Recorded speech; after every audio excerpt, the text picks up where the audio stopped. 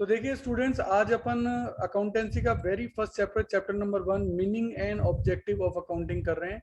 Basically ये chapter purely theoretical chapter, इसका numerical से कोई लेना देना नहीं है। ये आपके अकाउंट्स के वेरियस चैप्टर के नाम आपको बताएगा कि आगे कौन कौन से चैप्टर पढ़ने वाले हैं, क्यों वही इसके मीनिंग और ऑब्जेक्टिव्स में आ जाएंगे। तो सबसे पहले आता है इसमें डेफिनेशन, तो कोई जरूरत नहीं है।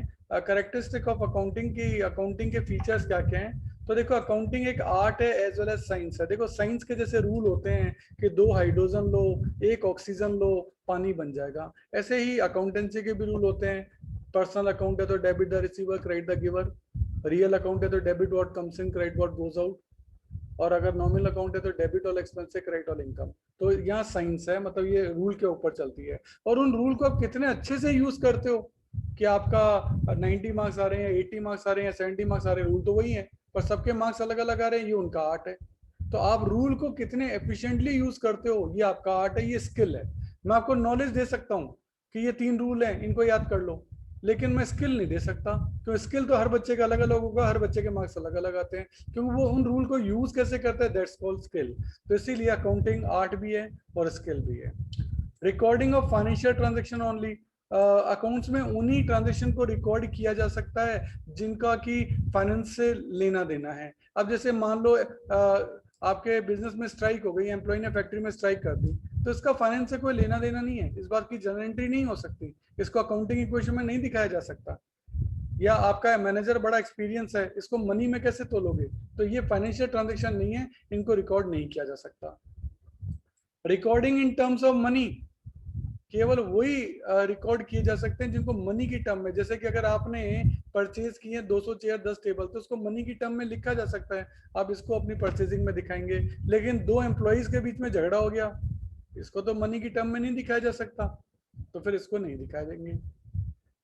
क्लासीफाइंग, आपको जब सारे ट्रांजेक्शन हो जाते हैं तो उनको क्लासीफाई करना पड़ता है कि आप देखना चाहते हैं कि पूरे साल भर में हमने परचेज कितनी की, तो आपने जितनी भी कैश परचेज की है, जितनी भी क्रेडिट परचेज की है, उनको सबको एक जगह लाना पड़ता है। इसके लिए आपको क्या करना पड़ता है, लेजर बनाना पड़ता है, इसके लिए आपको लेजर बनाना पड़ता है। वो चैप्टर जब आप पढ़ेंगे तब आपको पता लगेगा।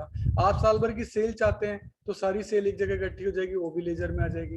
इस तरह से उनको लेजर बनाने को प्रोसेस को कहते हैं क्लासीफाइंग। और देन उनको किया जाता है समराइजिंग।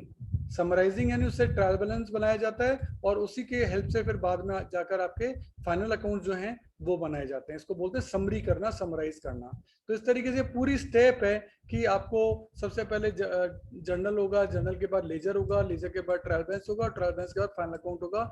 ये इनकी पूरी स्टेप्स हैं जो कि आपको फॉलो करनी पड़ेंगी। वो ये सारे चैप्टर हैं बेसिकली, ये आगे के चैप्टर हैं कि लेजर अलग से चैप्टर है, ट्रायल बैलेंस अलग से चैप्टर है, फाइनल अकाउंट अलग से चैप्टर है। चैप्टर के नाम है, यही सारी स्टेप्स हैं, और यही आपके जो है फीचर बन जाते हैं। इसी में नेक्स्ट फीचर आता है इंटरप्रिटेशन ऑफ रिजल्ट। अब आपने पूरे साल भर में जो अकाउंट्स बनाए, उन अकाउंट्स को आप इंटरप्रेट करोगे, बताओगे वेरियस पार्टीज को जो भी इंटरेस्टेड हैं, प्रोपराइटर को बताओगे, मैनेजर को बताओगे, बैंक को, क्रेडिटर को, एम्प्लॉय को, इन सभी को आपकी प्रॉफिटेबिलिटी और फाइनेंशियल पोजीशन। प्रॉफिटेबिलिटी यानी साल भर में आपने प्रॉफिट कमाया कितना, और फाइनेंशियल पोजीशन का मतलब है कि आपकी एसेट्स और लाइबिलिटीज कितनी है, ये सब जो है आप उनको बताएंगे। कम्युनिकेटिंग, तो कम्युनिकेटिंग का मतलब है कि वेरियस यूजर्स जो है ना, फिर उसका एनालाइज करते हैं, उन सभी पार्टीज को आप अपने रिजल्ट बताते हो कि हाँ भाई हमारे रिजल्ट ये रहे, वो उनको एनालाइज करते हैं कि हाँ भाई कंपनी के रिजल्ट जो है वो कैसे रहे। तो ये सारे रिजल्ट्स पहले आपको इंटरप्रेट करने पड़ते हैं। इंटरप्रेट कैसे करते हो, इंटरप्रेट करने का तरीका है ट्रेडिंग एंड P&L बनाना, इसको बोलते हैं इंटरप्रेट करना। और कम्युनिकेट का मतलब है वेरियस पार्टीज को बताना। तो ये चीज जो है, वेरियस फीचर, 7 फीचर हैं जो कि आपको याद रखने पड़ेंगे। इसी क्वेश्चन से एक बनता है अकाउंटिंग प्रोसेस या अकाउंटिंग साइकिल। सबसे पहले स्टेप होती है साइकिल की, साइकिल ये गोल जा रही है इस तरीके से, है ना। सबसे पहली स्टेप होती है फाइनेंशियल ट्रांजैक्शन होता है, यानी इक्वेशन में लिखा जाता है, फिर उसको रिकॉर्ड करते हैं। रिकॉर्ड कहाँ करते हैं, जर्नल के अंदर। और जर्नल के अलावा एक ओरिजिनल एंट्री बुक होती है जिनको सब्सिडरी बुक्स कहते हैं, उसके अंदर भी रिकॉर्ड किया जा सकता है, इसलिए और का यूज हुआ है। तो अभी आप जर्नल याद कर लो कि रिकॉर्डिंग की जाती है सबसे पहले जर्नल से, जर्नल में फिर उनको क्लासीफाई किया जाता है, उसके बाद वो पहुंच जाते हैं, क्लासिफिकेशन का स्टेप कहलाता है लेजर। लेजर से वो जाते हैं ट्रायल बैलेंस में, ट्रायल बैलेंस से बनते हैं फाइनेंशियल स्टेटमेंट। उसमें एक तो आता है trading and P&L account, trading and profit and loss account, और एक आता है बैलेंस शीट। फिर उसका एनालिसिस होता है और देन उसको कम्युनिकेट किया जाता है वेरियस यूजर को। ये अकाउंटिंग साइकिल हो गई एक तरीके से। ये स्टेप सारे चैप्टर्स के नाम हैं जो कि अकाउंटिंग साइकिल को भी जो है वो आपके बताते हैं।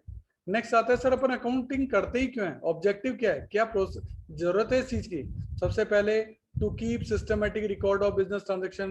बिजनेस ट्रांजेक्शन के सारा सिस्टमेटिक रिकॉर्ड रहता है, किससे कितना पैसा आया, कब आया, किसको कितना पैसा दिया, कब दिया, अब कितना लेना है, कितना देना है, कितनी हमारी एसेट है, कितना सेल, कितना परचेज, सब सिस्टमेटिकली यहाँ रिकॉर्ड हो जाते हैं। आप कोई भी चीज मांगोगे तो इसके अंदर मिल जाएगी। टू कैलकुलेट प्रॉफिट लॉस, आपने साल भर काम किया तो डेफिनेटली आप जानना चाहोगे कितना प्रॉफिट हुआ, कितना लॉस हुआ, उसके लिए। इसके अलावा to know the exact reasons leading to net profit और नेट लॉस, कि क्या रीजंस रहे आपके प्रॉफिट एंड लॉस के। इसके अलावा फाइनेंशियल पोजीशन यानी एसेट्स एंड लायबिलिटीज जानना चाहोगे कि हाँ भाई आपकी एसेट्स एंड लायबिलिटीज आपकी कितनी है। फाइनेंशियल पोजीशन को कहते हैं एसेट्स और लायबिलिटीज का पता करना यानी बैलेंस शीट। और इसके अलावा आप to ascertain the progress of the business year to year जानना चाहोगे कि हमारा बिजनेस प्रोग्रेस कर रहा है या नहीं कर रहा। कोई एरर या फ्रॉड हो वो पता लगाने के लिए अकाउंटिंग की जाती है। वेरियस पार्टीज आपकी अकाउंटिंग में इंफॉर्मेशन में इंटरेस्टेड होती है कि बिजनेस के प्रॉफिट लॉस क्या रहे। तो ये सब चीजें जो है इसके ऑब्जेक्टिव में आती है। फंक्शंस में भी ऑलमोस्ट यही चीजें हैं, क्या वही to maintain complete and systematic record, communicating the financial result to various parties, मैंने कहा वेरियस पार्टीज इंटरेस्टेड होती है इसमें। Providing assistance to management, management ये देखना चाहता है कि साल भर में हमने जो पॉलिसीज लगाई उसका बिजनेस पे क्या फर्क पड़ा, तो ऑब्वियस है वो भी प्रॉफिट लॉस देखने में इंटरेस्टेड होते हैं। उनको भी इसमें क्या है कि planning, controlling and decision making में हेल्प मिल जाती है। और कंप्लायंस ऑफ लीगल नीड्स, भाई कंपनी एक्ट भी कहता है, इनकम टैक्स एक्ट भी कहता है, जीएसटी भी कहती है कि आप अकाउंटिंग मेंटेन करो, जिससे कि हमें पता लग सके आपकी सेल कितनी है, आपकी परचेज कितनी है, आप कमा कितना रहे हो। तो वेरियस जो लीगल नीड्स हैं उनको पूरा करना भी जो है अकाउंटिंग का काम है। तो ये सब काम आपके आ जाएगा किसमें, फंक्शंस के अंदर। अब एक डिफरेंस क्वेश्चन जो एग्जाम में पूछा जाता है कि बुक कीपिंग, अकाउंटिंग और अकाउंटेंसी में क्या डिफरेंस है। वैसे तो मैं आपको बता दूं केवल थ्योरेटिकल डिफरेंस है, इसलिए इसको बस इसी मौके पे याद करना है। इसके अलावा ये लाइफ में कभी काम नहीं आएगा, कभी काम नहीं आएगा। बस ये यहाँ इस चैप्टर में इसका यूज है क्योंकि थ्योरेटिकल इसमें डिफरेंस होता है। तो सबसे छोटी टर्म होती है बुक कीपिंग, ये जो इनर सर्किल है इसको रेड दिया है मैंने तो आप देख रहे हैं, ये बुक कीपिंग है, सबसे छोटी टर्म होती है। अकाउंटिंग इससे बड़ी होती है, ब्लू बॉक्स दी है मैंने तो आप चेक करो ब्लू बॉक्स के अंदर रेड बॉक्स आ गया, यानी बड़ी टर्म जो है वो अकाउंटिंग है और अकाउंटिंग के अंदर बुक कीपिंग होती है। और सबसे बड़ी टर्म जो मैंने ग्रीन टर्म दी है ये अकाउंटेंसी है, जो सबसे आउटर सर्किल आपका दे रखा है ये आपका अकाउंटेंसी है। तो अकाउंटेंसी सबसे बड़ी टर्म है, उससे छोटी टर्म अकाउंटिंग है और सबसे छोटी टर्म बुक कीपिंग है। तो इस तरह से आपको पता लग गया इनका ऑर्डर, 1 सबसे छोटी बुक कीपिंग, उससे बड़ी अकाउंटिंग और उससे बड़ी अकाउंटेंसी होती है।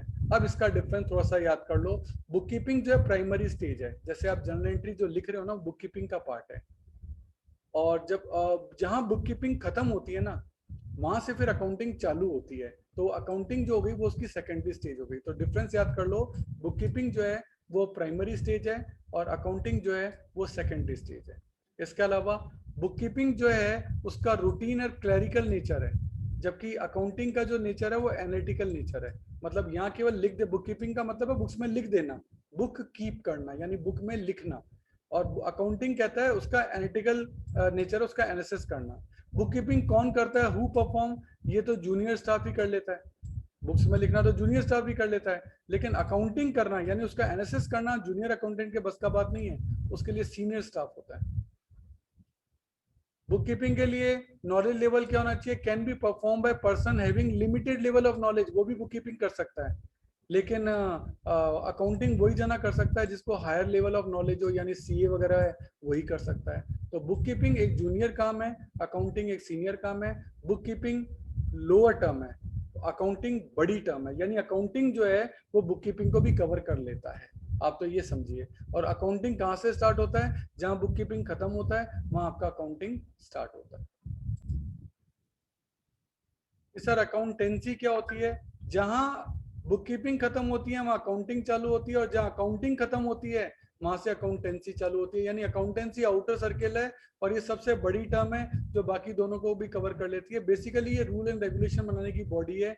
It is a body of knowledge prescribing certain rules and principle to be observe while recording, classifying and summarizing of transaction। यानी जब आप ट्रांजेक्शन को लिख रहे हो, क्लासीफाई कर रहे हो, समराइज कर रहे हो, तो जो सर्टेन रूल्स वगैरह जो प्रिंसिपल है वो जो फॉलो करने होते हैं, वो काम जो है वो आपका अकाउंटेंसी का होता है। It is much wider in scope and include book keeping as well as accounting. मैंने कहा था बुक कीपिंग और अकाउंटिंग दोनों को कवर कर लेता है, जबकि अकाउंटिंग केवल बुक कीपिंग को ही कवर कर पाता है, क्योंकि ये मीडियम टर्म है। ये बुक कीपिंग को तो कवर करता है बट अकाउंटेंसी को कवर नहीं करता। तो दो तीन डिफरेंस है। It depends on book keeping, obvious है। बुक कीपिंग जहाँ खत्म होती है वहां से अकाउंटिंग चालू होती है, तो ये बुक कीपिंग पे डिपेंड करता है। और ये बुक कीपिंग और अकाउंटिंग दोनों पे डिपेंड करता है, क्योंकि जहाँ बुक कीपिंग और अकाउंटिंग खत्म होती है वहां से अकाउंटेंसी चालू होती है। तो ये बेसिकली डिसीजन मेकिंग की स्टेप है, ध्यान देना। ये डिसीजन मेकिंग की स्टेप है जो कि आपको डिसीजन मेकिंग में काम लेती है। अब डिसीजन मेकिंग क्या होती है वो तो बहुत आगे की बात है, आप 3-4 साल बाद पढ़ेंगे। पर आपको याद रखना पड़ेगा कि अकाउंटेंसी जो है वो डिसीजन मेकिंग की टर्म है, ये अपन को याद रखना है।